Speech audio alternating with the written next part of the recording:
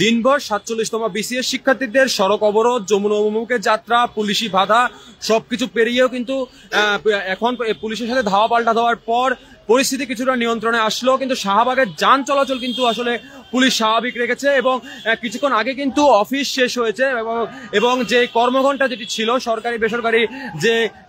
আদালতগুলি, যে সরকারি বেসরকারি যে অফিস আদালতগুলি ছিল সেগুলি কিন্তু ছুটি হয়েছে এবং আমরা দেখতে পাচ্ছি দর্শক এখান থেকে আসলে যান চলাচল মোটামুটি স্বাভাবিকই রয়েছে এবং যান চলাচল কোনো বাধা সৃষ্টি হচ্ছে না। বাসগুলো নির্দিষ্ট স্ট্যান্ডে দাঁড় করিয়ে কিন্তু আসলে যাত্রী উঠানামা করছে এবং সারা দিন ভরে কিন্তু ৪৭তম বিসিএস এর চাকরি প্রত্যাশীরা কিন্তু আজকে যে শাহবাগ মোড়ে অবস্থান নেয় জাতীয় জাদুঘরের সামনে, তারপর মাগরিবের ঠিক কিছুক্ষণ আগে পুলিশের সাথে তাদের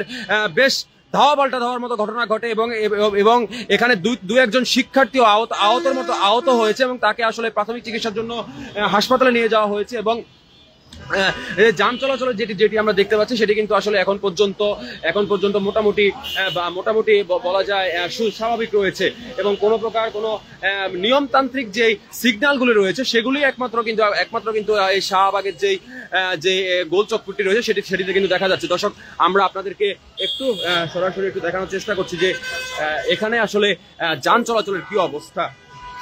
যেহেতু কিছুক্ষণ আগে এই যে অফিস আদালত ছুটি হয়েছে, পুলিশ কিন্তু আসলে যাতে সাধারণ মানুষের যাতে আসা যাওয়ার পথে যাতে কোনো ব্যাঘাত সৃষ্টি না করে তার জন্য কিন্তু পুলিশ আসলে প্রথমে শিক্ষার্থীদেরকে এক ধরনের বোঝানোর চেষ্টা করে। যখন শিক্ষার্থীরা যখন না বুঝে, যখন পুলিশি বাধা উপেক্ষা করে, যখন তারা আবার দ্বিতীয় ধাপে যখন যমুনা অভিমুখে রওনা করে, ঠিক তখনই কিন্তু পুলিশ আসলে জল কামান নিক্ষেপ করে এবং সেই সাথে টিয়ার সেল, বেশ কয়েক রাউন্ড টিয়ার সেল নিক্ষেপ করে এবং তাতেই কিন্তু পুলিশের সাথে ধস্তাধস্তিতে পুলিশ সহ শিক্ষার্থী সহ বেশ কয়েকজন আহত হয়েছে এবং তাদের কয়েকজনকে পার্শ্ববর্তী যে হাসপাতালগুলো রয়েছে সেগুলিতে কিন্তু চিকিৎসা সেবা দেওয়া হয়েছে এবং আপনারা দেখতে পাচ্ছেন যে গাড়িগুলি আসলে মিরপুরের দিকে যাচ্ছে সেগুলি কিন্তু আসলে নির্ধারিত বাস স্ট্যান্ডে থেমে যাত্রী নিচ্ছে এবং রিক্সাগুলি কিন্তু আসলে নির্ধারিত জায়গায় থেমে রয়েছে। অর্থাৎ এই শাহবাগের যে যান চলাচলটি রয়েছে সেটি মোটামুটি এখন মোটামুটি স্বাভাবিক রয়েছে এবং শাহবাগের টিএসসি থেকে শাহবাগ অভিমুখে যে 2 লেনের সড়কটি রয়েছে সেটি কিন্তু আসলে পুলিশ 1 লেনে করে দিয়েছে, আন্দোলনকারীরা কিন্তু 1 লেনে করে দিয়েছে যাতে করে সাধারণ মানুষের ভোগান্তি সৃষ্টি না হয়। দর্শক, আমি যদি আপনাদেরকে একটু সায়েন্স ল্যাবের রাস্তাটি দেখানোর চেষ্টা করছি, সেখানে অবস্থাটি দেখানোর যদি চেষ্টা করি, সেখানেও কিন্তু আসলে কোনো প্রকার সিগন্যাল নেই, নির্বিঘ্নে কিন্তু যানবাহন কিন্তু চলাফেরা করতে পারছে।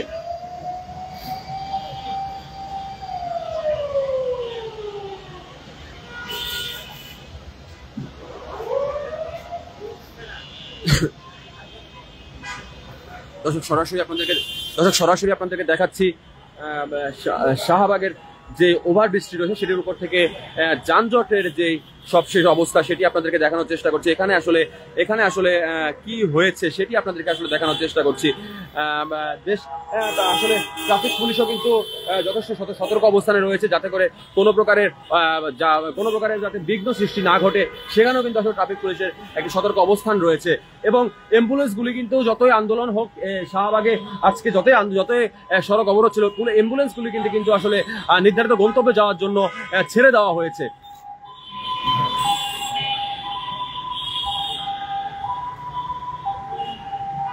দর্শক,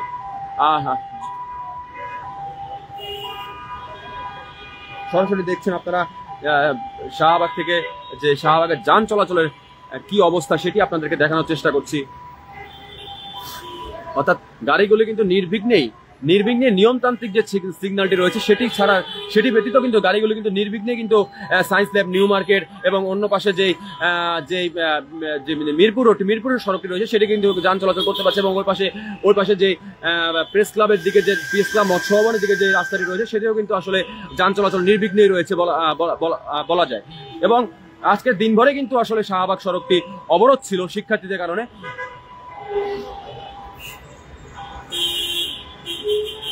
তো দর্শক, আমার কাছে শাহবাগের যান চলাচল পরিস্থিতি নিয়ে এই ছিল সবশেষ তথ্য।